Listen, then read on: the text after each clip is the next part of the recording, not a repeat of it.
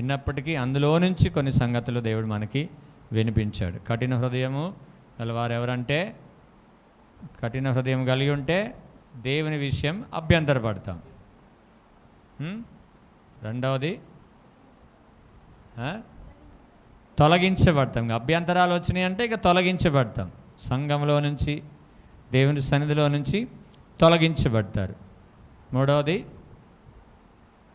తొలగించబడిన తర్వాత ఎండిపోతారు.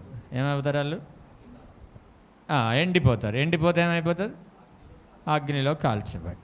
Simple. So కఠిన హృదయం, దేవుని పట్ల, దేవుని కార్యాల పట్ల కఠిన హృదయం కలవారు ఎవరు ఉండొద్దు. ఒక చిన్న మాటని చెప్పి నేను ముందుకెళ్తా.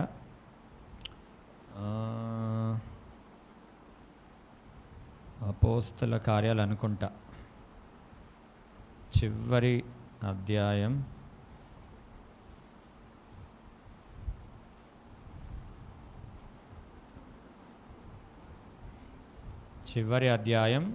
అపోస్తల కార్యాలు 26-27 వచనం. మీరు వినుట మట్టుకు విందురు గాని గ్రహింపరు. అస్సలు చూచుట మట్టుకు చూతురు గాని కానరని ఈ ప్రజల యొద్దకు వెళ్ళి చెప్పుము. ఈ ప్రజలు కన్నులారా చూచి, చెవులారా విని, మనసారా గ్రహించి నా వైపు తిరిగి నా వలన స్వస్థత పొందకుండునట్లు వారి హృదయము క్రొవ్వి ఉన్నది. వారు చెవులతో మందముగా విని కన్నులు మూసుకొని ఉన్నారు. అది వారి హృదయానికి ఏం పట్టిందంట? మనుషులకు సాధారణంగా మనం ఏమంటాం? శరీరానికి కొవ్వు పట్టింది అంటాం. ఏమంటారు? నీ కొవ్వు బాగా పట్టింది అంటారు కదా, అనరా? సో ఇక్కడ హృదయానికి పట్టిందంట కొవ్వు. అందుకే హృదయ కాఠిన్యం అయ్యింది. హృదయానికి కొవ్వు పడితే, నిజానికి గుండెకు కొవ్వు పడితే ఏమైందండి? గుండెపోటు వస్తుందా? హృదయానికి కొవ్వు పట్టిందనుకో ఏమొస్తుంది? గుండెపోటు వస్తుంది. అందుకే కొవ్వు పట్టకుండా చూసుకోవాలి కదా. మన ఫుడ్ విషయంలో గుండెకి కొవ్వు పట్టకుండా మనం జాగ్రత్తగా చూసుకోవాలి. అలాగే హృదయాన్ని కూడా అపోస్తలుడైన పౌలు అంటున్నాడు కదా, హృదయాన్ని కూడా ఏం పట్టిందంట? కొవ్వు. సో ఇది కాఠిన్యాన్ని సూచిస్తుంది. సో దేవుడు ఏది చెప్పినా కఠినత్వం చూపెట్టకుండా ప్రభు సన్నిధిలో వేగిరిపాటు కలిగి ప్రభు కొరకు ముందుకు వెళ్ళే వారంగా మనం ఉండాలి. కొంతమందికి ఎంత చెప్పినా ఎట్లుంటుంది? ఎంత చెప్పినా అబద్ధాల ఆ కోరు నుంచి బయటికి రారు కదా. కోర్ అని దేనంటారు? మీరు కొత్త దాన్ని ఏమంటారు? కోరే అంటారా? వీళ్ళు అంటే రాళ్ళు కొట్టేదాన్ని పెద్ద కోర అంటారంట. గోరి. గోరి. అది గోరియా కోరియా? వారి. ఓకే. సో ఇది కొంతమంది ఉంటారు, ఈ అబద్ధాల కోరులు అన్నమాట వీళ్ళు. దేవుని యొద్ద నుంచి దూరంగా ఉండేవాళ్ళే కానీ దేవునికి సమీపంగా ఇహలోకాన్ని ఆశించి తిరిగేవారే కానీ దేవుని సన్నిధిని ప్రేమించేవారు కారు. వారు ప్రభు అంటాడు అనేక సార్లు, వారు తమ ఫలమును పొంది ఉన్నారు అని అంటాడు. వారు తమ ఫలమును పొంది ఉన్నారు అంటే నాశనం వారి కొరకు సిద్ధంగా ఉందని అర్థం. నాశనం వారి కొరకు ఈ క్రొవ్వు పట్టిన హృదయం కలిగిన వారు ఎవరైతే ఉంటారో వారికి నాశనం ఏమైందంట? వారు తమ ప్రతిఫలమును పొంది ఉన్నారు, ముందే పొంది ఉన్నారంట. సో అలాంటి కోణములోకి వెళ్లకుండా సంఘము కాపాడబడునుగాక. హల్లెలూయా, హల్లెలూయా. చివరి దినాల్లో ఉన్నాం కాబట్టి మందిరంలో సన్నిధిలో ఉండడం వెనక తీయగా మన పరిశుద్ధులం అని అనుకుంటే సరిపోదు, కానీ అనుకున్నట్టుగానే ఉంటుంది. కానీ దేవుని వాక్యం విషయంలో మంచిగా ముందుకు వెళ్ళే వారంగా మనం ఉండాలి. సరే, ఈరోజు కొన్ని ప్రశ్నల వర్తమానం ఇవాళ ఏంటంటే ప్రశ్నల వర్తమానం. మంచిది. యోబు రాసిన పత్రిక యోబు గ్రంథం 34:29 వచనం. యోబు గ్రంథం. ఆయన సమాధానము కలగజేసిన ఎడల, ఆయన సమాధానము కలుగజేసిన ఎడల శిక్ష విధింపగలవాడెవడు? ఆయన తన ముఖమును దాచుకున్న ఎడల ఆయనను చూడగలవాడెవడు? చాలు. ఇక్కడ ఆయన సమాధానము కలిగిస్తే శిక్ష విధించేవాడెవడు? ఇదేంది ప్రశ్న. మీకు సమాధానం ఏం దానికి? ఆయన మీకు సమాధానము కలిగిస్తే శిక్ష విధించేవాడెవడు అని ప్రశ్న. మీ సమాధానం ఏం దానికి? మీ సమాధానం ఏంది? సంఘం సమాధానం చెప్పాల. జాన్ వెస్లీ గారు అంటారు, మంద మాట్లాడదే అంటాడు. మంద మాట్లాడదే అంటాడు. సో సంఘం ఏం చెప్పాలా? సమాధానం చెప్పాలా. మీ సమాధానం ఏంది? దేవుడు సమాధానాన్ని కలిగిస్తే దాన్ని శిక్ష విధించగలవాడు ఎవడు అనే దానికి మీ సమాధానం ఏంది? ఇంకెవరు లేరు అనాలా? చెప్పలే. ఎవరైనా చేయగలరా? మళ్ళా మీకు ఆ అసమాధానాన్ని ఎవరైనా సృష్టించగలరా? దేవుడు సమాధానము కలిగిస్తే ఇంకా శిక్ష విధించేవాడు ఎవడు కూడా ఉండడు, ఈ లోకంలో ఉండడు. నీవు కురింగిపోతే తప్ప. ఒక ధైర్యాన్ని ప్రకటించుకోవాలి మనకు మనం దేవుని బిడ్డలం. దేవుడు మన పక్షాన ఉన్నాడు. ఆయన మన పక్షమున నిలబడే దేవుడు కాబట్టి, ఆయన సమాధానానికి కర్త కాబట్టి మనం ఏం చెప్పాలంటే, నాకు దేవుడు సమాధానం ఇచ్చాడు, దాన్ని నా యొద్ద నుంచి తొలగించేవాడు ఎవ్వడు లేడు అని నువ్వు అనుకోగలిగితే నువ్వెప్పుడు సంతోషంగా ఉంటావు. హల్లెలూయా. శ్రమలలో కూడా నువ్వు సంతోషంగా ఉంటావు, నిందలలో కూడా నువ్వు సంతోషంగా ఉంటావు, అవమానాలలో కూడా నువ్వు సంతోషంగా ఉంటావు. ఎవరో అన్న మాటలకి నీ సమాధానం నువ్వు కోల్పోయేది ఎందుకు? ఆమేన్. హల్లెలూయా, హల్లెలూయా. ఎవరో నిన్ను అన్నారు ఏదో ఒకటి, నువ్వు సమాధానం కోల్పోతావా? దేవుడు నీకు సమాధానం ఇచ్చాడు. ఆమేన్. అది గ్రహించుకోవాలి. అది గ్రహించుకునే వ్యక్తిగా మనం ఉండాలి. ఎప్పుడైతే అది మనం గ్రహించుకోగలమో, అంటే నేను అనేదంటే పూర్తిగా మనం భూలోకంలో ఉన్నాం, కానీ దాన్ని ఓవర్టేక్ చేసుకోవాలి దాన్ని మనం. అర్థమైందా? ఎవరో అన్న మాటలు కురింగిపోయి అలాగే మూలకు కూర్చునే వారంగా మనం ఉండకూడదు. ఒకవేళ అన్నారా అనుకుంటే అనుకున్నారులే, దేవుడు వారిని దీవించునుగాక అంటే నీకు సమాధానం వచ్చేస్తుంది. హల్లెలూయా, హల్లెలూయా కదా. దావీదుని కూడా చీపో నరహంతకుడా అని దావీదుని ఎవరైనా విషయ కాదు,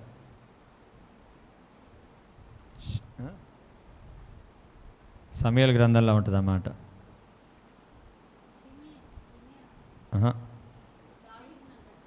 షిమి కదా, చూడన్నా మాట్లాడండి. 16:7 వచనం.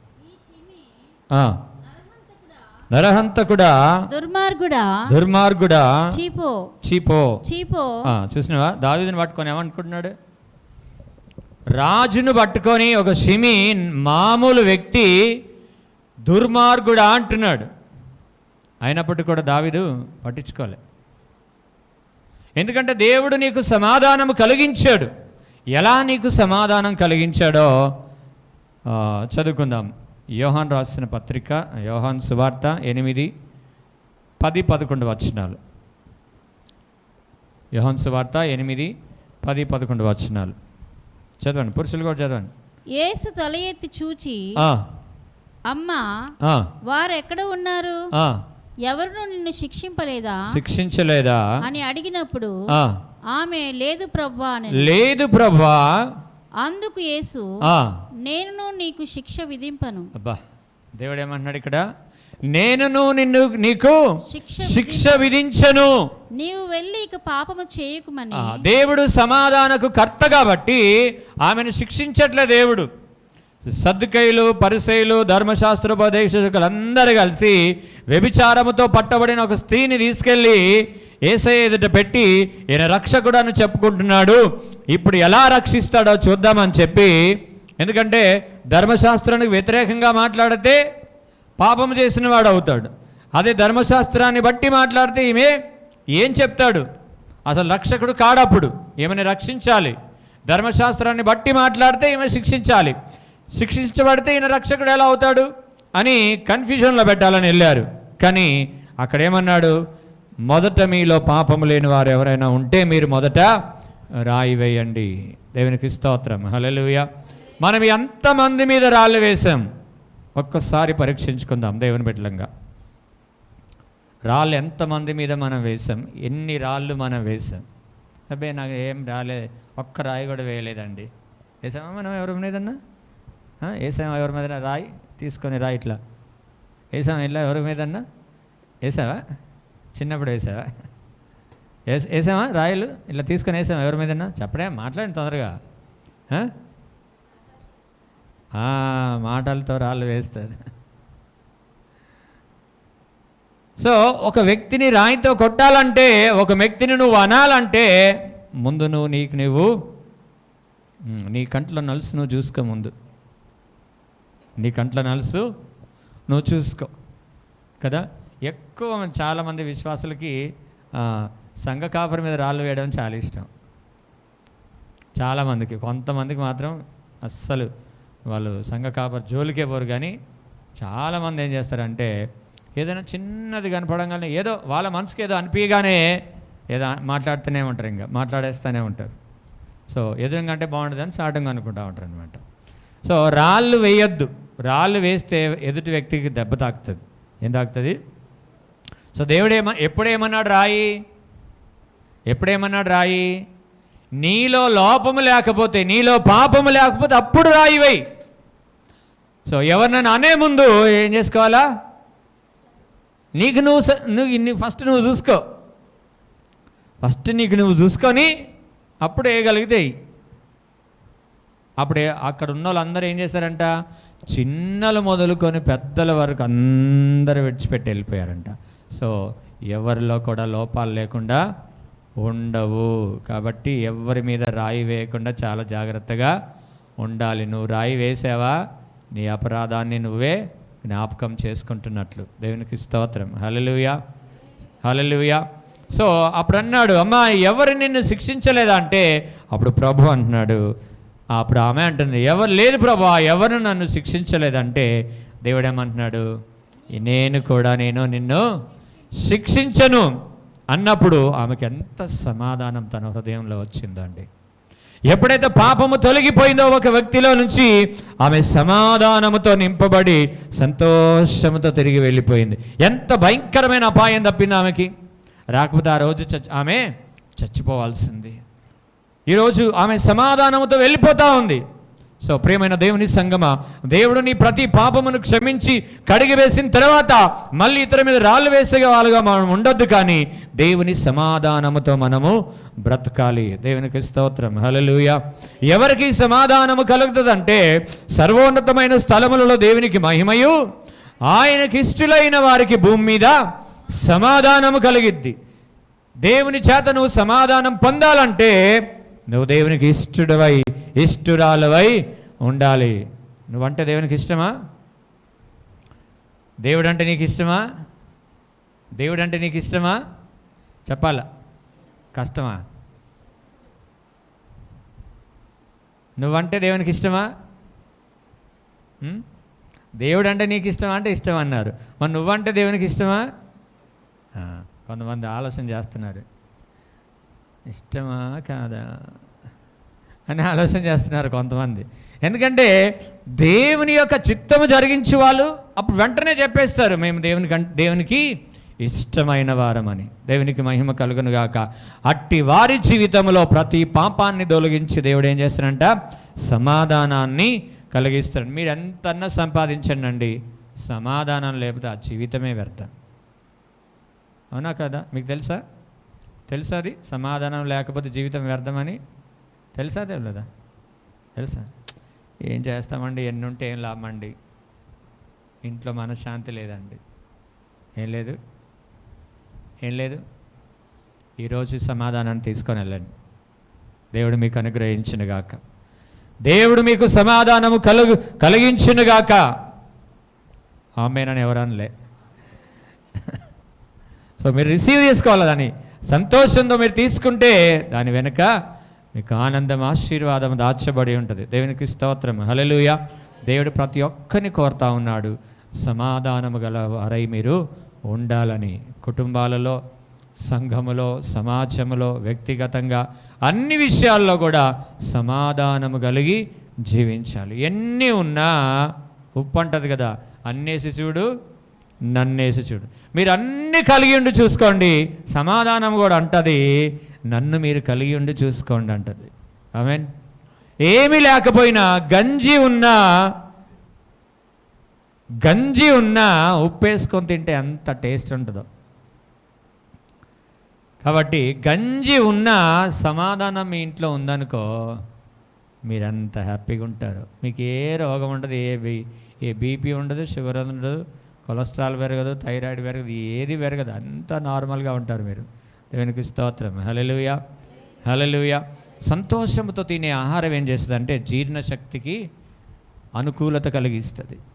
సంతోషం లేకుండా తింటా ఉన్నారనుకో, లోపల అవయవాలు అరగక కొంత రిఫ్లెక్ట్ అయ్యి ఇబ్బంది పడుతూ ఉంటుంది శరీరం. అందుకే మనకేం కావాలంటే సమాధానం కావాలా. దేవునికి స్తోత్రం, హల్లెలూయా. కొంతమంది ఉంటారులే, నా పేరు సమాధానమే లేనండి, ఇంకేం సమాధానం మాకు. కొంతమంది పేర్లలో సమాధానం అని పేరు పెట్టుకుంటారు, కానీ వాళ్ళ జీవితంలో సమాధానము ఉండదు. ఆ సమాధానం పేరు సమాధానం కాదు నేను అనేది. దేవునికి స్తోత్రం, హల్లెలూయా. ఆయన మీకు సమాధానము కలుగచేయగా శిక్ష విధించగలవాడు ఎవడు? లూకాసు వార్త 7:50 లూకాసు వార్త 7:50. అందుకు ఆయన, నీ విశ్వాసము నిన్ను రక్షించెను, సమాధానము గలదానవై వెళ్ళుమని. నీ విశ్వాసము నిన్ను రక్షించెను, సమాధానము గలదానవై వెళ్ళుమని ఆ స్త్రీతో చెప్పెను. ఈ స్త్రీ ఏం చేసింది? ప్రభు దగ్గరకు వచ్చి పశ్చాత్తాపడి కన్నీరు కార్చి ప్రభు పాదాలు కడిగిందండి. ఎప్పుడైనా నీకు అనుభవం ఉందా? ఆయన పాదాలు కడిగిన అనుభవం, ఆయన పాదాలు కడిగిన అనుభవం నీకుందా? ఆ స్త్రీ పాపాత్మురాలు కాబట్టి దేవుని పాదాలు కడిగింది. నీకు అనుభవం ఉందా?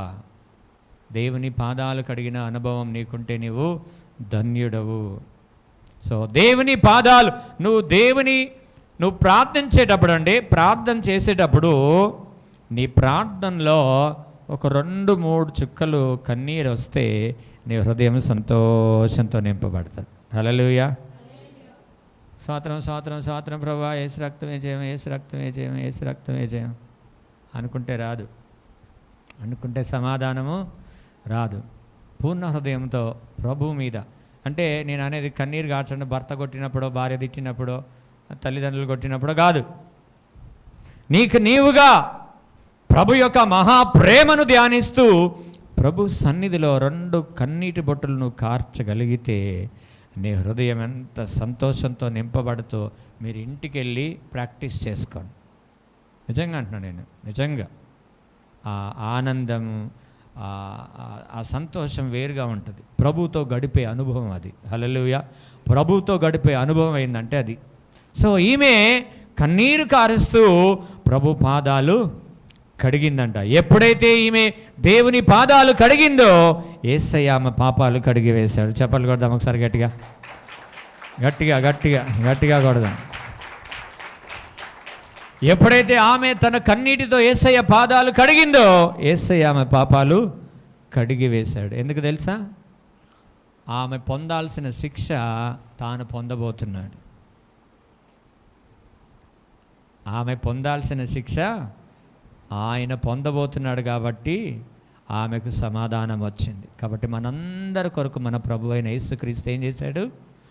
తన ప్రాణాన్ని మన కొరకు, మన మీద రావాల్సిన శిక్ష ఆయన పొందుకున్నాడు కాబట్టి మనకు సమాధానాన్ని దేవుడిస్తున్నాడు. సమాధానాన్ని మనకిస్తున్నాడు, శిక్ష ఆయన అనుభవిస్తున్నాడు. ఎంత ప్రేమగల దేవుడు అండి! ఈ ప్రేమగల దేవుడు చెప్తున్నాడు, నీకు సమాధానము కలుగునుగాక. ఎవరితో అన్నాడండి? మీకు సమాధానము కలుగునుగాక అని ఎవరితో అన్నాడు? యేసుప్రభు ఎవరితో అన్నాడు? ఎప్పుడు అన్నాడు? రైట్. పునరుద్ధానుడు అయిన తర్వాత యేసుప్రభు ఎవరి దగ్గరికి వెళ్ళాడు తెలుసా? తనకిష్టులైన శిష్యుల దగ్గరికి వెళ్ళాడు. తనతో సంచరించిన వారి యొద్దకు, వారి జీవితాంతం పిలిచిన నాటి నుండి యేసయ్యతో నడిచిన వారి యొద్దకు ఆయన వెళ్ళాడు. అప్పుడప్పుడు నడిచిన వారి యొద్దకు కాదు.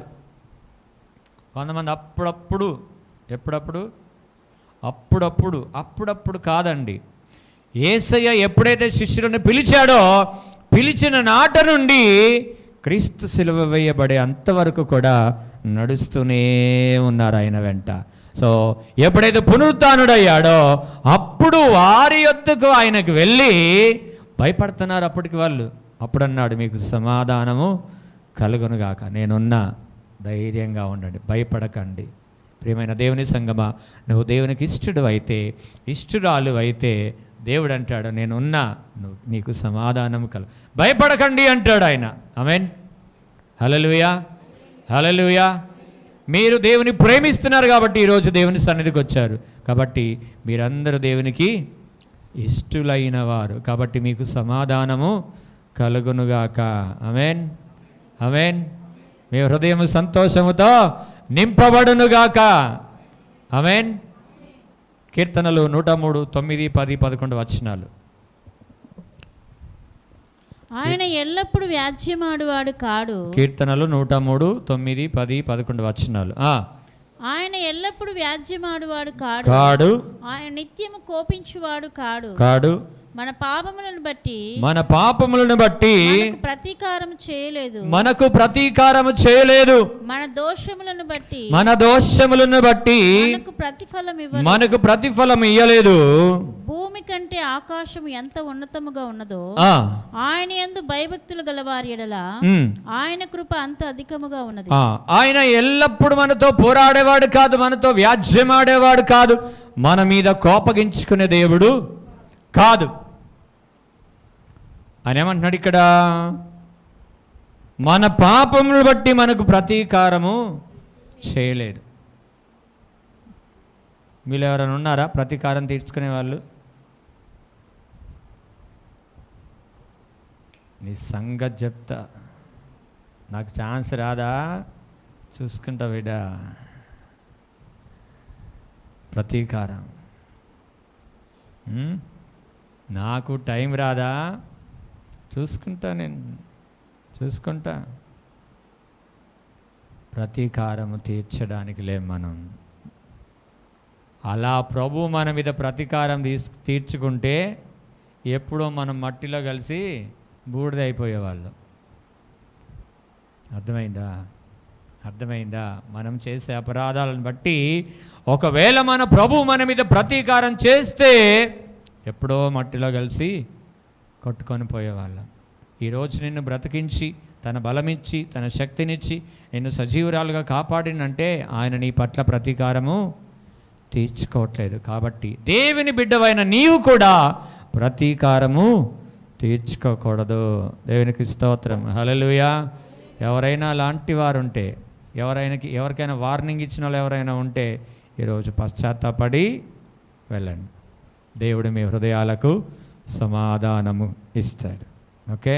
ఎవరైనా లాంటి వాళ్ళు మీరు ఏమైనా ఉంటే, ఎవరైనా పగ తీర్చుకోవాలన్న ఆ ఆతృత, ఆ ప్రతీకారం ఎవరికైనా ఉంటే ఈరోజు ప్రభా, నువ్వు నా మీద ప్రతీకారం తీర్చుకోలేదు కాబట్టి నేను కూడా ఎవరి మీద ప్రతీకారం నేను తీర్చుకోనయ్యా అని ఏం చేయాలి? మీరు ప్రభు సన్నిధిలో ఒప్పుకొని ఆయన పాదాల దగ్గర పడేసి మీరు వెళ్ళండి. దేవుడు మీతో సంచరించునుగాక.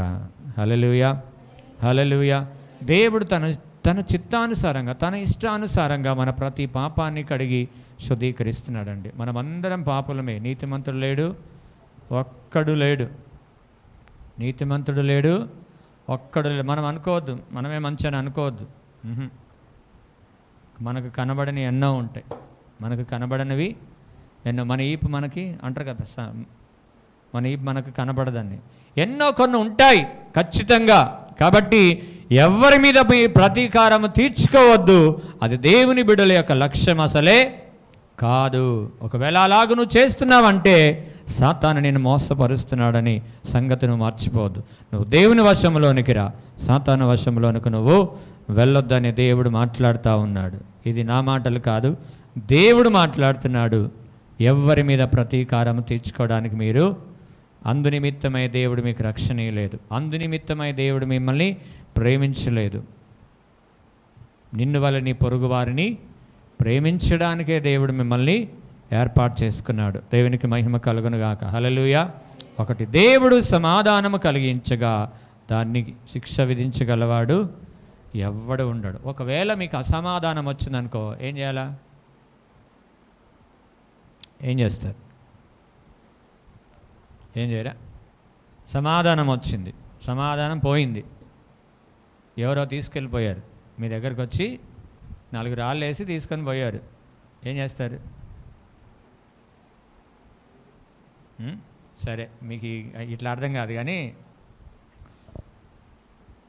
మామూలుగా వచ్చి ఎక్కువ లేడీస్కి బ్యాగులు అలవాటు కదా, మీ బ్యాగ్ ఎత్తుకొని తీసుకుపోతున్నాడు. ఏం చేస్తారు మీరు? దేవుడు నిన్ను దీవించినగా తీసుకుపోంటారా? ఏమంటారు అమ్మలు, అక్కలు? చెప్పండి అమ్మా. తీసుకుపోతుంటే ఏం చేస్తారా అంటున్నా? నాది నాది నాది అంటారు కదా, అరుస్తారా లేదా? మళ్ళీ ఆ బ్యాగ్ తీసుకోవడానికే ప్రయత్నం చేస్తారు, అవునా కదా? అవునా? సో సమాధానం పోతున్నప్పుడు పోనీయొద్దు. ఏం చేయాలా? అని కాపాడుకోవాలి. సమాధానం పోతున్నప్పుడు సమాధానము కలుగునుగాక, సమాధానకర్త దేవుడు నాకు తోడైండునుగాక, సమాధానం దేవుడు నాకు ఇచ్చాడు, దాన్ని ఎవరు తొలగించలేరు అనే ఆ నిర్ధారణలోకి నువ్వు రావాలి. అప్పుడే నీ హృదయంలో సంతోషముతో నువ్వు నింపబడతావు, ఆరోగ్యంగా జీవిస్తావు. దేవునికి స్తోత్రం. హల్లెలూయా, హల్లెలూయా. కాబట్టి దేవుడు మనందరికీ మన పాపములన్నీ క్షమించి మనకు సమాధానం ఇచ్చాడు, మనల్ని శిక్షించలేదు, మనకు ప్రతిఫలం ఇవ్వలేదు, ప్రతీకారం చేయలేదు. కాబట్టి మనమందరం కూడా ధన్యులం. కాబట్టి మనం కూడా దేవుడు మనల్ని ఎలా ప్రేమించాడో మనం కూడా మన తోటి వారిని అలాగే ప్రేమించే వారంగా ఉండాలి. దేవునికి స్తోత్రం. హల్లెలూయా. ఇప్పుడు భర్తలు కోప్పడ్డారు అనుకో భార్యల మీద, ఏం చేయాలా? కాస్త ఉప్పు కారమో చెప్పాలా? చెప్పారవుతామా? ఏం చేస్తా?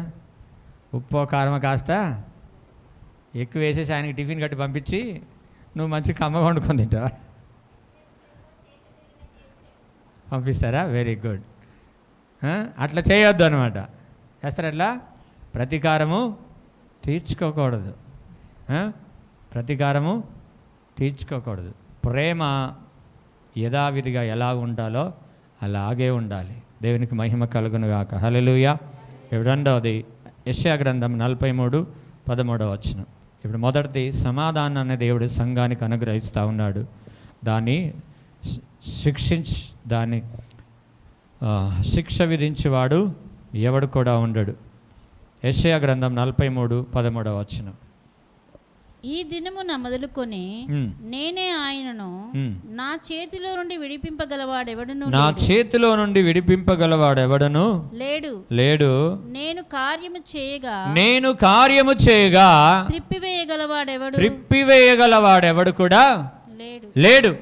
దేవుడు నీ పట్ల తన కార్యము జరిగిస్తే, నీకు దేవుడు ఉద్యోగం ఇస్తే, దేవుడు నీ వ్యాపారాన్ని ముందుకు కొనసాగిస్తే, దేవుడు నీకు ఒక పని ఇస్తే, ఆ పనిలోంచి కానీ, ఆ ఉద్యోగంలోంచి కానీ, ఆ వ్యాపారంలోంచి కానీ ఎవ్వరు కూడా మిమ్మల్ని తీసేయలేరండి. దేవుని అనుమతి కావాలి అప్పుడు మళ్ళా. హల్లెలూయా, హల్లెలూయా. నిన్ను మళ్ళీ ఆ పనిలో నుంచి కానీ, ఆ వ్యాపారంలో నుంచి కానీ ఏదైనా పోవాలంటే దేవుని అనుమతి కావాలి మళ్ళా. ఆమేన్. నేను కార్యము చేయగా దాన్ని త్రిప్పివేయగలవాడెవడు కూడా ఉండడు. స్తోత్రం. హల్లెలూయా. మన మధ్యలో ఒక సహోదరు ఉంది, ఎవరు? ప్రిస్కిల్లా. ఆమెను బెదిరించారు. ఆ పిల్లలకు బాగాలేకపోతే వాళ్ళ మేడం బెదిరించింది, ఉద్యోగం నుంచి తీసేస్తామని. దేవుడు ఇచ్చింది కాబట్టి ఆమెకి ఏం చేసిండు దేవుడు? ఎవరు ఏ నోటి నుంచే ఉద్యోగంలో తీసేస్తామన్నారో ఆ నోటి నుంచే, ఆ చేతిలో నుంచే 2 లక్షలు ఖర్చు పెట్టించాడు దేవుడు. వాళ్ళ పిల్లలకు బాగాలేకపోతే దేవుడు వారికి జాలగల హృదయం కలిగించి 2 లక్షలు తిరిగి వాళ్ళే పెట్టి ఆ పిల్లలకు చూపించారు. అంటే దేవుడు ఇచ్చింది ఏది కూడా పోదండి, పోదు. కొంతమంది ఉద్యోగంకి వెళ్ళినప్పుడు వెంటనే ఇప్పుడు జూనియర్గా అప్పుడే వెళ్తావు, నువ్వు వెళ్ళిన తర్వాత అప్పుడే నీకు సుఖం వస్తుందా? రాదు కదా. ముందే ఎవరో ఒకడు అంటుంటారు, దేవుడు ఇది అంటున్నారు అది అంటున్నారు, ముడుచుకొని ఇంట్లో కూర్చుంటే అవుతుందా? అవదు. మనం ప్రారంభంలో వెళ్ళినప్పుడు కొద్దిగా బలహీనంగా ఉండొచ్చు, కానీ దేవుడిచ్చిన ఉద్యోగం అదైతే దేవుడు అక్కడ నిన్ను అందరి చూపులు నీ మీద ఉండేటట్టే, నిన్ను మెచ్చుకునేటట్టే దేవుడు తన కార్యాన్ని జరిగిస్తాడు. దేవునికి స్తోత్రం. హల్లెలూయా, హల్లెలూయా. సో దేవుడు కార్యం చేస్తే దాన్ని త్రిప్పివేయగలవాడెవడు కూడా ఉండడండి. 16వ వచనం చదవండి అక్కడే. యెషయా 43:16 వచనం. సముద్రములో త్రోవ కలగజేయువాడును, వడిగల జలములలో మార్గము కలగజేయువాడును. చాలు. సముద్రములో త్రోవను కలుగజేయువాడు ఆయన. ఎవరైనా చెప్పాలా? సముద్రంలో మార్గమును కలుగజేయువాడు. దేవుడు ఎర్ర సముద్రాన్ని పాయలు చేసి ఇశ్రాయేలీయుల కొరకు ఒక చక్కటి మార్గాన్ని దేవుడు ఏర్పాటు చేశాడు. ఎండిన నేల మీద, ఆరిన నేల మీద ఇశ్రాయేలీయులు నడుచుకుంటూ వెళ్తుంటే ఫరో అనుకున్నాడు, ఆహా ఏం సీన్ ఇది, మేము కూడా ఇక మోసే మొత్తం మార్గాన్ని తెరిచాడు, ఇక ఆ సముద్రం అటనే ఉంటుంది, మేము పోయి వాళ్ళందరినీ తీసుకొచ్చి మళ్ళీ బానిసలుగా చేసుకోవచ్చు అనుకున్నాడు. కానీ విడిపించింది ఎవరు? దేవుడు. విడిపించింది ఎవరు? దేవుడు. కార్యం చేసింది ఎవరు? దేవుడు. ఎప్పుడైతే ఇశ్రాయేలీయులందరూ వెళ్ళిపోయారో ఏం జరిగింది? ఫరో సైన్యం అంతా సముద్రంలోనికి వచ్చింది. ఎప్పుడైతే ఫరో సైన్యం అంతా సముద్రంలోనికి వచ్చిందో సముద్రం అంతా ఫరో సైన్యం మీద పడింది. అంటే దేవుడు ఒక కార్యాన్ని ఇశ్రాయేలీయుల పట్ల జరిగిస్తే దాన్ని రద్దుపరచాలనుకున్నాడు, తిరిగి వారిని శిక్షించాలనుకున్నాడు, తిరిగి వారిని బాధించాలనుకున్నాడు. కానీ అయిందా? ఎవరైతే బాధించాలనుకున్నారో వారే బాధ పెట్టబడ్డారు. కాబట్టి దేవుడు నీ పట్ల ఏదైనా ఒక కార్యం చేస్తే ఇంకా దాన్ని త్రిప్పివేసే వాళ్ళెవ్వరు కూడా ఉండరు. దేవుడు అన్ని అద్భుతమైన కార్యాలు మన జీవితంలో చేస్తాడు. ఒక్కటి, అనుమానించొద్దు. ఏం కలిగించొద్దు? అనుమానించవద్దు. నిజంగా ఇది దేవుడే చేసిందా లేకపోతే ఇంకెవరైనా చేశారా? నిజంగా దేవుని ద్వారానే వచ్చిందా లేకపోతే ఏదైనా వచ్చిందా అనే అనుమానం నీలోనికి వచ్చిందనుకో, అనుమానమే పెద్ద పెనుభూతంలాగా మారుతుంది. సో ఏదైనా నీ చేతిలోనికి వచ్చింది, అదే దేవుడిచ్చిందని సంతోషించండి. హల్లెలూయా, హల్లెలూయా, హల్లెలూయా. చిన్న పిల్లలు ప్రార్థన చేస్తుంటే వాళ్ళ ఇంట్లో మాంసం లేదంట. అయితే సండే స్కూల్లో ప్రార్థన చేస్తే చేపను అడిగితే దేవుడు ఇస్తాడు, చేపను అడిగితే దేవుడు ఏమి ఇయ్యడంట?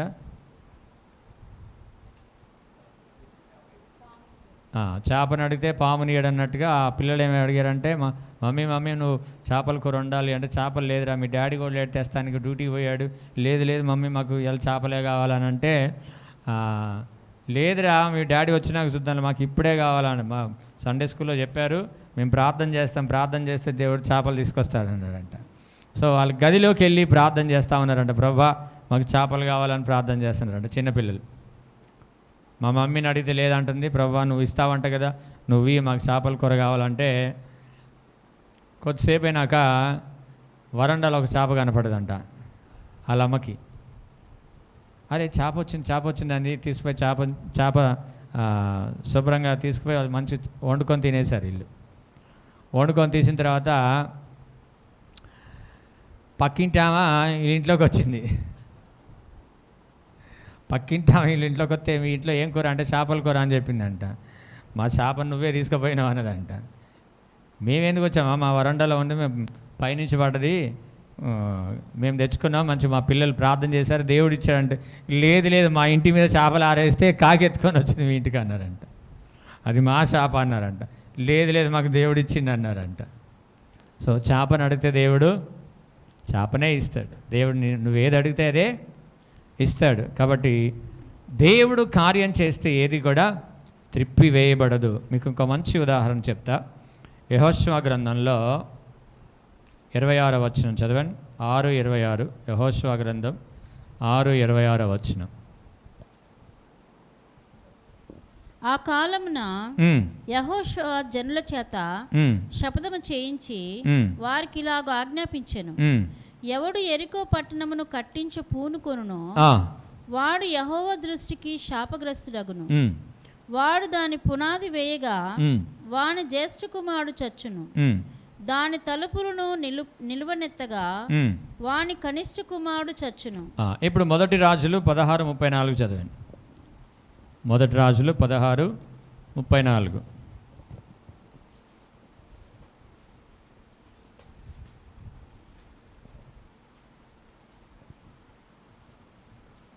చదవండి.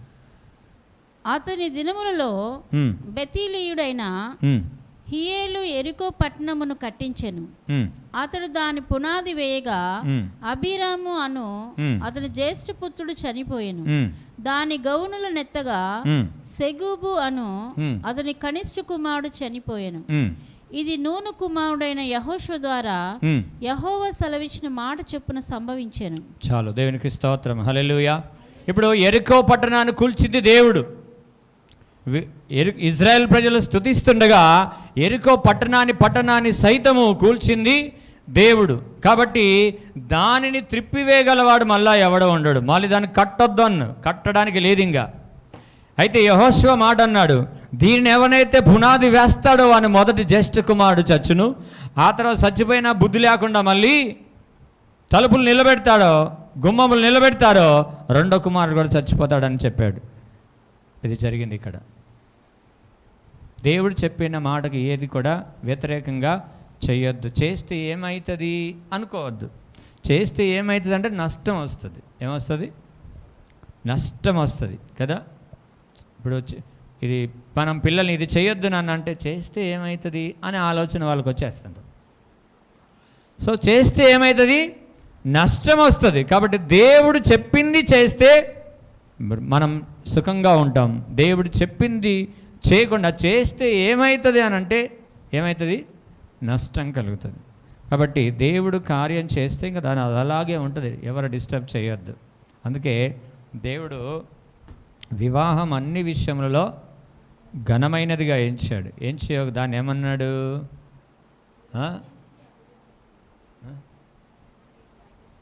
దేవుడు జతపరిచిన వారిని ఎవ్వరు కూడా, అందుకే ఎవరైనా వేరు చేయడానికి వస్తారా? కుటుంబ సమస్యల్లో దూరి ఎవరైనా వేరు చేస్తానికి వస్తారా? చెప్పాలా?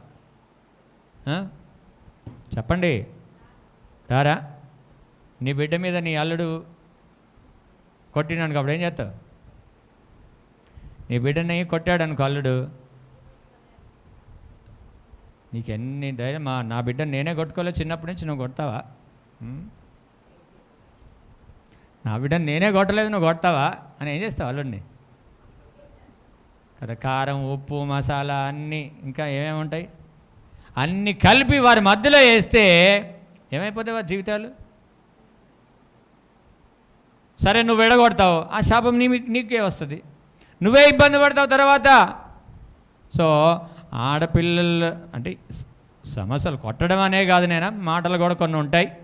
సో ఏది ఏమైనా వాళ్ళు అనుకుంటారు, వాళ్ళు సర్దుకొని పోతారు. అది నేర్పించాలా. అంతేగాని నా కూతురు నేనే కొట్టలేదు, నా కూతురిని చిన్నప్పటి నుంచి అల్లారు ముద్దుగా పెంచుకున్నా, నేనే అనలేదు, అల్లారు ముద్దుగా పెంచుకున్నావు కాబట్టి ఇప్పుడు జ్ఞానం లేదు ఆమెకి. అదే ముందు నుంచే మంచిగా శిక్షణలో పెంచితే వివాహం అయిన తర్వాత మంచిగా పోయి అన్ని పనులు చేసుకునేది కదా, అవునా కదా? నీ కూతురు నీకు ముద్దై ఉండొచ్చు, అన్నీ చేసి పెడుతుండొచ్చు, కానీ ఒక వివాహం జరిగిన తర్వాత మరి అన్ని పనులు చేసుకోవాలి కదా. మరి నేను మంచం దిగను, మా మమ్మీ నాకు కాఫీ తెత్తిత్తండే, నువ్వు తెత్తి అంటే అవి తత్తత అవుతుంది అంతా.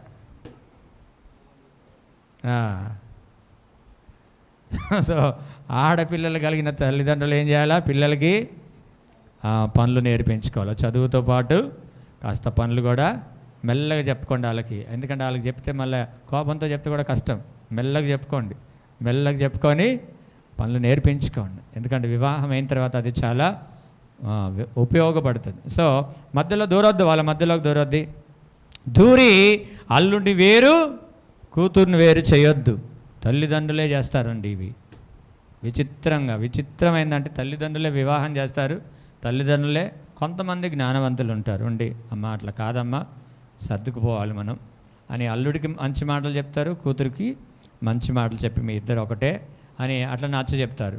కొంతమంది ఉంటారు ఇక అస్సలు ఓర్చుకోలేరు అనమాట. బిడ్డ ఉట్టిగా ఏడ్చినా కానీ ఫోన్ చేసి డాడీ అని ఏడితే చాలు, సెలవులు పెట్టేసి నెక్స్ట్ డే ఆడింట్లో ఉంటారు. ఇంకా సో ఈ ఆడవాళ్ళ ఏడుపులను బట్టి మీరు పరిగెత్తారనుకో అంతే ఇంకా.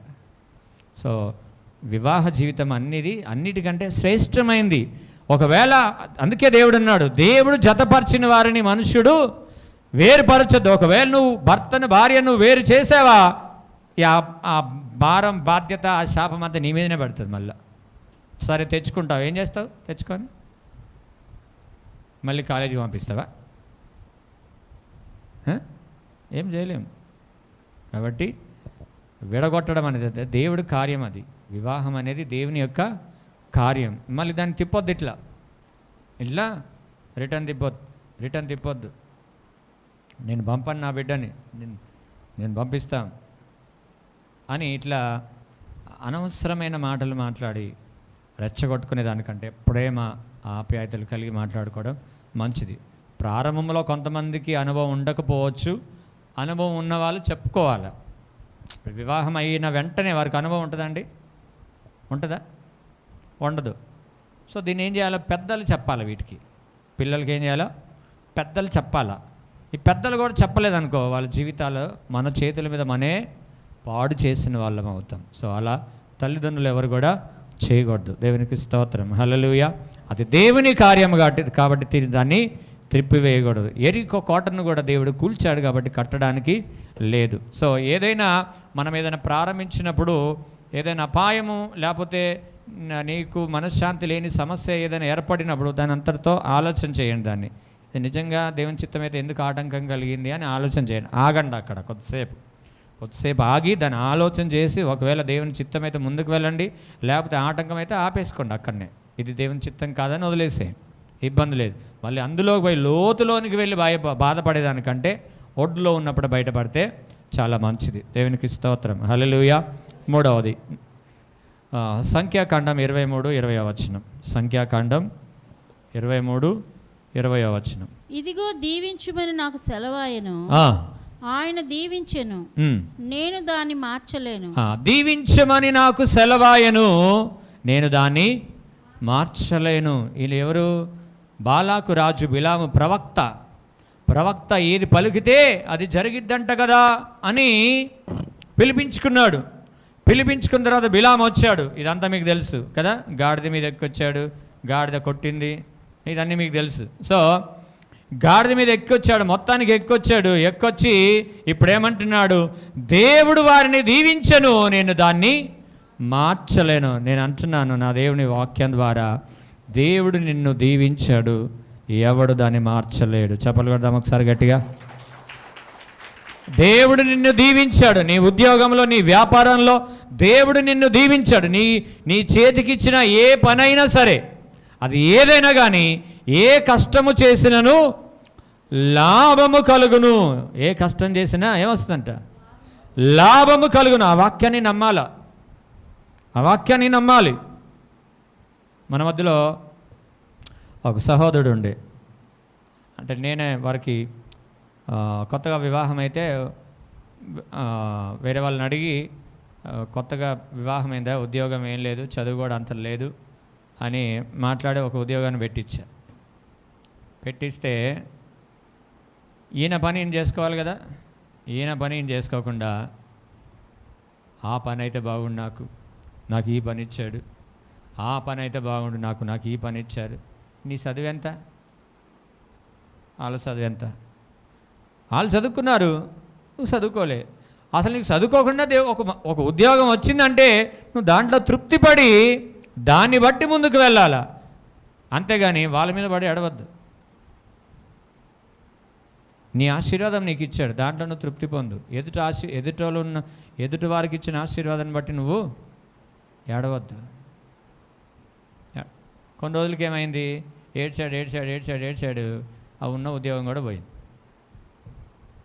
ఇప్పుడు ఏమైంది, పోయింది, ఉద్యోగం పోయింది. మళ్ళీ ఏమైంది, ఆయనే వెళ్ళిపోయాడు ఉద్యోగంలో నుంచి. నేను చేయను ఈ ఉద్యోగం అని. ఎందుకు? నీకు ఎదుటోళ్ళని చూస్తే ఏమనిపిస్తుంది, నీకు ముందు లోపల సమాధానం ఉండట్లే. అంటే నీకు నువ్వే హాని చేసుకుంటా ఉన్నావు, నీకు నువ్వే అపవాదికి అవకాశం ఇస్తూ ఉన్నావు అన్నమాట. ఎదుటోళ్ళని చూసి నువ్వు ఓరుస్తలేవు, అంతే కదా. చెడ్డవారిని చూసే వ్యసన పడొద్దనుంది వాక్యంలో. నువ్వు మంచివారిని చూసే వ్యసన పడితే ఎట్లా? నీ తోటి వారిని చూసే వ్యసన పడితే ఎట్లా? నీ చదువును బట్టి నీకు ఉద్యోగం ఇస్తారు, వాళ్ళ చదువును బట్టి వాళ్ళకు ఉద్యోగం ఇస్తారు. నీ పనిని బట్టి నీ పనిలో నువ్వు సంతోషించు, ఏ కష్టము చేసిన లాభము కలుగునని దేవుని వాక్యంలో రాస్తుంటే ఆ మాటను నమ్ముదాం. మనం నమ్మి, ప్రభా ఈ పనిలోనే నన్ను దీవించు ప్రభా అని నువ్వు ప్రార్థన చెయ్యి. దేవుడు నిన్ను దీవిస్తాడు, దేవుడు ఆశీర్వదించాడు. ఆశీర్వదించడానికే దేవుడు మనల్ని పిలిచాడు. దేనికి పిలిచాడు మనల్ని చెప్పాలా? అవునా? నమ్ముతారే మాట? అనుమానం ఉందా? కొద్దిగా ఇంత కూడా లేదా? దేవుడు మనల్ని ఎందుకు పిలిచాడంటే ఆశీర్వదించడానికే మనల్ని దేవుడు పిలిచాడు. 1 పేతురు 3:9 చదవండి. 1 పేతురు రాసిన మొదటి పత్రిక 3:9. ఆశీర్వాదమునకు వారసులవుటకు మీరు పిలువబడితిరి కానీ గనుక కీడుకు ప్రతి కీడైనను దూషణకు ప్రతి దూషణ అయినను చేయక దీవించుడి. ఇది కండిషన్. దేవుని ఆశీర్వదించాడు, ఆశీర్వాదమునకు వారసులవడానికి పిలిచాడు. కాబట్టి ఇంకొక అర్థమేం తెలుసా? నీ ద్వారా కూడా ఇతరులు దీవించబడడానికి నిన్ను పిలిచాడు. హల్లెలూయా. నిన్ను దీవించడానికి పిలిచాడు, నీ ద్వారా ఇతరులు దీవించబడడానికి నిన్ను పిలిచాడు ఆయన. సో మనం ఏం చేస్తాం? ప్రభా నన్ను మాత్రమే దీవించు, కానీ మంచిది కాదయ్యా, నీకు తెలవంది ఏముంది, అయ్యా, మాటలు మంచిగా లేవు, చూపులు సరిగా లేవు, ప్రవర్తన సరిగా లేదు, నేను ఒక్కనే భక్తి కలిగిన వాడను అని నీవు పొగుడుకొని ఎదుటోళ్ళని కించపరిచావు అనుకో, వాళ్ళని దీవించకు ప్రభా, వాళ్ళ బుద్ధులు బాగలేవు అని నీ నోట శాపవచనం ఏది కూడా రాకూడదు. ఒకవేళ నీకు కీడు చేసిన వ్యక్తి అయినా సరే ఏం చేయాలి? వాళ్ళు ఎక్కడున్నా సరే ప్రభా వారు బాగుండాలని కోరుకోవాలి. నువ్వు కోరుకుంటారా? అంటే మీకు విరోధులు ఉన్నారనే కదా అర్థం. కోరుకోండి, పర్వాలేదు, క్షమించేసేయండి వాళ్ళని. ప్రభా వీరు ఏమి చేస్తున్నారు, వీరికి తెలియదు కాబట్టి వీరికి క్షమించేయండి, వారిని దీవించండి. అప్పుడు మీరేం చేస్తున్నారంటే దీవెనలు అనే విత్తనాలు విత్తుతున్నారు. విత్తిన తర్వాత పంట మీ చేతికి వస్తుంది. హల్లెలూయా. మీరు దీవించండి, ఆ దీవెనలే మీకు తిరిగి వస్తాయి. 107లో రాయబడి ఉంటుంది. 107 కీర్తనలో ఒక మాట ఏముంటుందంటే 109:17 శపించుట వాటికి ప్రీతి గనుక అది వాని మీదికి వచ్చి ఉన్నది, దీవెన యందు వానికి ఇష్టము లేదు గనుక అది వానికి దూరమాయను. వానికి నోట్లో ఏముంటుంది? ఎప్పుడైనా దీవెన మాటలు ఉండవు. ఎదుటి వాళ్ళు బాగుండాలని కోరుకునే మనసు లేదన్నమాట. అందుకే ఏమైందంట? శపించుట వానికి ప్రీతి కనుక శాపమే వాని మీదకి వచ్చిందంట. సో శపించకండి, శాపాన్ని కొని తెచ్చుకోకండి. దీవించండి, దీవెనను తెచ్చుకోండి. హల్లెలూయా. మోసపోకండి, దేవుడు వెక్కిరించబడు. మీరు ఏది విత్తుతారో అదే కోస్తారు. కాబట్టి నా దేవుడు మిమ్మల్ని అందరినీ దీవించడానికి పిలిచాడు. కాబట్టి మీరు దూషణకు ప్రతి దూషణైనను. సహజంగా మనుషులు దగ్గర ఉన్నప్పుడు ఒకరి లోపాలకు ఒకరికి తెలుస్తాయండి. తెలుస్తాయా? తెలియదా? దూరంగా ఉన్నప్పుడు తెలియదు. మనుషులు దగ్గరగా ఉన్నప్పుడు లోపాలు తెలుస్తాయి. నీ లోపం ఆమెకు తెలుస్తుంది, ఆమె లోపం నీకు తెలుస్తుంది. నీ లోపం ఆయనకు తెలుస్తుంది, ఆయన లోపం నీకు తెలుస్తుంది. తెలిసినప్పుడు దానిని బట్టి నువ్వేం చేయాలా? ఆ వ్యక్తుల్ని ప్రభా అంటే నువ్వు ఏ విధంగా ఏమైనా ప్రార్థన చేయగలిగితే చెయ్యి.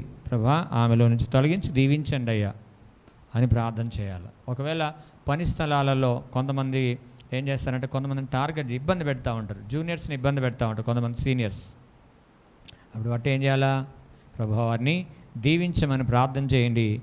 ఎవరైతే నిన్ను నిందించారో, నిన్ను టార్గెట్ చేస్తున్నారో నీ వద్దకే వస్తారు మళ్ళా. హల్లెలూయా. దేవుడు ఆ కార్యాలు చేయుటకు సమర్థవంతుడైన దేవునికి స్తోత్రం. హల్లెలూయా. ఎందుకంటే దేవుడు మన పక్షమున ఉండగా మనకి విరోధి ఎవడు? నీకు విరోధముగా రూపించబడే ఆయుధము వర్ధిల్లదు. నువ్వు చేసే పనిని, నీ చేసే పనికి విరోధంగా ఏ దుష్టుని కార్యాలు పనిచేయడానికి వీలు లేదు. ఆయన అనుమతించాడు. ఏదైనా నీ దగ్గరకు వచ్చిందంటే అది మనం ఒక్కటి నమ్మాలా, నేను కూడా నమ్ముతాను. అది దేవుని అనుమతి లేనిది ఏది నా దగ్గరికి రాదనుకుంటా. నమ్ముతారా మీరు? నమ్ముతారా? దేవుని అనుమతి లేనిది ఏది నా దగ్గరికి రాదనుకోవాలి. మీరు ఎప్పుడు అనుకోగలరు తెలుసా? అది దేవునికి మీకు కనెక్షన్గా ఉన్నప్పుడు. ఆయన అనుమతించడు, అంత ఈజీగా ఉండదు. ఏదైనా అనుమతించాడంటే ఏదైనా నీకు సంభవించిందంటే, కొంతమంది అంటే సొంతంగా దురాభిప్రాయంలో, కొంతమంది దురాశల్లోకి పోతారు. అది కాదు నేను అనేది. నువ్వు సహజంగా వెళ్తున్నప్పుడు నీకేదైనా సంభవించినప్పుడు దేవుని అనుమతి లేకుండా ఏది నీ దగ్గరికి రాలేదు కూడా. ఏదైనా నీకు సంభవించిందంటే దాని ద్వారా దేవునికి మహిమ కలుగుటకే నీ దగ్గరికి వచ్చింది అది. హల్లెలూయా. సో అప్పుడేమనాలా? దీని ద్వారా నీకు మహిమ కలుగునుగాక ప్రభు అనాలా. ఏదైనా సంభవించిందనుకో, కొంతమంది కించపరుస్తూ ఉంటారు. నేను కాబట్టి తట్టుకోగలిగినా, నువ్వైతే ఎప్పుడో ఇది అయిపోయేదా నువ్వు? నీలాగా మనిషి కాదామా? నీలాగా మనుషులు కాదా ఆయన? అంటే బూస్టప్ అనమాట. బూస్ట్ ద సీక్రెట్ ఆఫ్, వీళ్ళే బూస్ట్ చేసుకుంటారు అనమాట. సో ఎప్పుడు అట్లా అనుకోకూడదు. నేను కాబట్టి నేను ఇంత బలంగా ఉన్నాను అనుకోకూడదు. కొంతమంది లావుగా ఉంటారు, బక్క చిక్కిన, నేను కాబట్టి తట్టుకుంటాను రా, నువ్వు వస్తే గాలి వస్తే నేను ఎగిరిపోతావు అనుకుంటారు. కొంతమంది వాళ్ళే చక్కగా నిలబడతారు. అర్థమవుతుందా? సో కించపరచుకునే మాటలు ఎవరితో మనం మాట్లాడకూడదు, ఎవరిని కించపరచొద్దు. ఎప్పుడైతే మనం అంటున్నామో అది విత్తుతున్నామని జ్ఞాపకం చేసుకోండి. ఏం చేస్తున్నాం? ఎదుటి వ్యక్తిని మనం మనకంటే కించపరుస్తున్నామని మనం అనుకుంటున్నాం అనుకో, నువ్వు విత్తుతున్నావు అనుకో, విత్తనం విత్తుకుంటున్నావు, ఆ పంటను కోస్తావు మళ్ళా. జాగ్రత్త. దేవుడు మనల్ని దానికి పిలవలేదు. దేవుడు అందరినీ దీవించడానికే, సేవకులు మేమైనా సరే దీవించడానికే మాకు అనుమతి ఉంది, కానీ శపించడానికి లేదు. బిలాం ప్రవక్త అంటున్నాడు, దేవుడు వారిని దీవించను, నేను దాన్ని మార్చలేను. దేవుడు దీవిస్తే ఎవడు మార్చగలడండి? ఎవడు ఆటంకపరచగలడండి? ఎవడు అడ్డుపరచగలడండి? దేవునికి స్తోత్రం. హల్లెలూయా. ఈరోజు మిమ్మల్ని దేవుడు దీవించడానికే పిలిచాడు. దేవుడు మిమ్మల్ని దీవిస్తాడు. ఆ దీవెనలో మీరు వర్ధిల్లండి. ఎదుటి వ్యక్తులు కూడా మీరు దీవించండి. తద్వారా ఆ దీవెన పంట మీరు కోసుకుంటారు. దేవునికి స్తోత్రం. హల్లెలూయా. 4వది యెషయా గ్రంథం 59వ వచనం. యెషయా గ్రంథం. ప్రభువు యెహోవా నాకు సహాయం చేయును, నా మీద నేరస్థాపన చేయువాడెవడు? నా మీద నేరస్థాపన చేయగలవాడు ఎవడు? ఇప్పుడు ప్రభు మనకు సమాధానం ఇస్తున్నాడు. ప్రభు మనకి తన కార్యాలు జరిగిస్తున్నాడు మన జీవితంలో. మనం ప్రార్థన చేస్తూ ఉంటే అన్నీ కాకపోయినా తన చిత్తానుసారంగా కొన్ని మనకు చేస్తూ ఉన్నాడు. అవునా కదా? ఇప్పుడు చిన్న పిల్లోడు బైక్ అడిగితే ఇప్పిస్తామా? ఇప్పుడు ఫిఫ్త్ క్లాస్ పిల్లోడు సైకిల్ కావాలంటే ఇప్పిస్తావు. వాడు నాకు బైక్ కావాలనుకో, ఇప్పిస్తామా? ఇప్పియం. ఎప్పుడు ఇప్పిస్తాం? వాడు అదే ఇంటర్ డిగ్రీకి వచ్చిన తర్వాత బైక్ కావాలి డాడీ అంటే ఇప్పిస్తాం. అవునా కదా? అంటే ఎదుగుదల వచ్చిన తర్వాతనే ఇప్పిస్తాం. సో అలా దేవుడు కొన్ని కార్యాలు మన జీవితంలో చేస్తూ ఉన్నాడు. అలాగే మనం చేసే ప్రతి పనిని నిలబెడుతున్నాడు. నిలబెట్టడమే ఆశీర్వాదం. మనం చేసే పని నిలబడడమే ఆశీర్వాదం. హల్లెలూయా. హల్లెలూయా. నిలబడకుండా పోతా ఉందనుకో, అది ఆశీర్వాదం కాదండి. రోగాలకి, అప్పులకి, వాళ్ళకి, వీళ్ళకి ఏం తింటలేవు, కనీసం ఏం సంపాదించుకోవట్లేదు. ఒక ఇల్లు లేదు, బండి లేదు, ఏం లేదు, తింటున్నావు, తిరుగుతున్నావు, సంపాదించిందంతా కాటికి పోతా ఉంది. అది దీవెన కాదు. సో కట్టడం అందరికి ఉంటుంది అనుకో, మీకు ఉంటుంది, మాకు ఉంటుంది. కానీ ఒక నిలబెట్టుకోవడానికి మీరు కట్టుకుంటున్నారు. ఏం చేస్తున్నారు? మీరు ఇప్పుడు ఒక బైక్ తీసుకున్నారు, ఒక కార్ తీసుకున్నారు, ఒక ఇల్లు తీసుకున్నారు, దాన్ని లోన్ పెట్టి అంటే నిలబెట్టుకుంటున్నారు మీరు. అంటే మీ కష్టార్జితం నిలబడమే ఆశీర్వాదం. హల్లెలూయా, హల్లెలూయా. సో ఇంతగా దేవుడు దీవిస్తున్నప్పుడు ఏదైనా కొద్దిగా ప్రతికూలమైన సమయం మనకు ఏదైనా ఏర్పడితే ప్రభు మీదనే మనం నేరస్థాపన చేసేవారంగా ఉంటుంటాం. ఆయా సమయంలో ప్రభువా ఏంది ఇది, నువ్వు చూస్తలేవా, నువ్వు వింటలేవా, నువ్వు ఏడున్నావు, పడుకొని ఉన్నావా, లేచున్నావా, ప్రయాణంలో ఉన్నావా, ఎంత బాధపడతాడు నీకు, కనబడట్లేదా? ఇలాంటి అన్నీ చేయటం ద్వారా దేవుని మీద ఏం చేస్తున్నాం? నేరస్థాపన చేస్తున్నాం. హక్కు ఉందా మనకి? అంత ధైర్యం ఉందా? ఆలోచన చేసుకోవాలి. ప్రభువే అంటున్నాడు, నా మీద నేరస్థాపన చేయగలవాడు ఎవడు? మనం ఏ పాటి వాళ్ళమండి అంటే పుట్టుకొని పడిపోతాం. అలాంటి జీవితం మంది. ఇంతలో కనబడి అంతలో, కొంతలో గడబడి అంతలో మాయమైపోయే ఆవిరి వంటి జీవితం మంది. సో మనం దేవుని మీద నేరస్థాపన చేయకూడదు. దేవుడు అంటాడు, నా మీద నేరస్థాపన చేయగలవాడు ఎవడు? పిలాతు అంటాడు లూకాసు వార్త 23:4 వచనంలో, లూకాసు వార్త 23:4 వచనంలో, పిలాతు ప్రధాన యాజకులతోనూ జనసమూహములతోనూ అందరు ఎదుట అంటున్నాడు, ఈ మనుష్యుని యందు నాకు ఏ నేరము కనబడట్లే. పిలాతు ఎంత మంచి సమాధానం చెప్పాడు చూడండి. పిలాతు ధన్యుడు, నిజంగా దేవుని రాజ్యంలో ఉండొచ్చు ఆయన. ఈ మనుష్యుని మీద ఏ నేరము నాకు అంత పరిశుద్ధుడు అండి ఆయన. పాపము లేని పరిశుద్ధుడు, మహనీయుడు, మన కొరకు ప్రాణం అర్పించినవాడు, మనల్ని రక్షించినవాడు. అడగండి, దేవుని హక్కుతో అడగొచ్చు. ప్రభా నాకు ఇది కావాలయ్యా, నాకు ఇది కావాలి అని అడగండి. అడగడంలో తప్పు లేదు. కానీ నేరం మోపొద్దు, నేరం ఆయన మీద మోపొద్దు. మనం నేరస్తులం, మనం పాపులం, మనం తిరిగి ఆయన మీద మోపకూడదు. అవునా కదా? అలా మోపితే ఏ లిస్టులోకి వెళ్తామంటే సద్దుకైల పరిశీల లిస్టులోకి వెళ్తాం. వాళ్ళు కూడా ప్రభు మీద తప్పు పట్టడానికే చూశారనమాట. సో ప్రభు మీద తప్పు పట్టడానికి చూడొద్దు, కానీ మన తప్పులు మనం వెతుక్కొని ప్రభుకి యోగ్యమైన జీవితాన్ని జీవించే వారంగా మనం ఉండాలి. దేవునికి స్తోత్రం. హల్లెలూయా, హల్లెలూయా. మన మీద ఒకడు నేరం మోపేవాడు ఉంటాడు. మీకు తెలుసా ఎవడాడు? సాతాను మన మీద నేరం, మనలో ఏదన్నా ఫాల్ట్ ఉందనుకో మన నేరాన్ని తీసుకుని దేవుని మీదట కనపరుస్తాడు. మనం చేసే తప్పులు, మనం చేసే మన అయోగ్యత అంతా తీసుకెళ్ళి ప్రభు ఎదుట నేరం మోపుతాడు. సో దేవుడు తన రక్తం ద్వారా ఆ అపవాదిని పరలోకము నుంచి తోసేశాడు. ఇక సాతాను వెళ్ళి మళ్ళీ ప్రభు దగ్గర వీడి నేరం చేశాడని అపవాది మోపడానికి లేదు, కానీ దేవుని తీర్పే వస్తుంది, కానీ అపవాది మళ్ళీ నేరం మోపడానికి లేదు. సో ఒక్కసారి క్రీస్తు యేసు రక్తంలో కడగబడిన తర్వాత అపవాది మళ్ళీ మనల్ని ప్రశ్నిస్తాడు.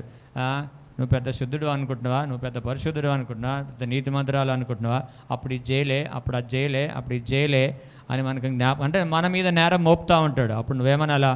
అవన్నీ నేను చేసిన, కానీ ఇప్పుడు ఆయన రక్తంలో కడిగి వేయబడ్డాయి, నేను పరిశుద్ధుడను పరిశుద్ధురాలను అని మనం వారికి చెప్పగలిగిన సామర్థ్యం, శక్తి మనకు ఉండాలి. దేవునికి స్తోత్రం. హల్లెలూయా.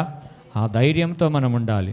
కాబట్టి ప్రభువు మీద మనం తిరిగి నేరస్థాపన చేయకూడదు. ఎందుకంటే ఆయన మనల్ని ప్రేమించేవాడు, మనల్ని రక్షించేవాడు, మనల్ని కాపాడే దేవుడు, మనల్ని ఆశీర్వదించే దేవుడు, మనకు ఆరోగ్యం ఇచ్చే దేవుడు, మన జీవిత ప్రయాణం అంతా కూడా ఆయన చూసుకునే దేవుడు. ముదిమి వచ్చు వరకు, ఎంతవరకు?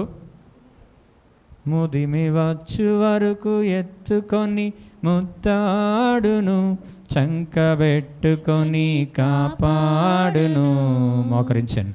యేసయ్యా తల్లిలా లాలించును, తండ్రిలా ప్రేమించును, తల్లిలా లాలించును, తండ్రిలా ప్రేమించును, తల్లిలా లాలించును, తండ్రిలా ప్రేమించును.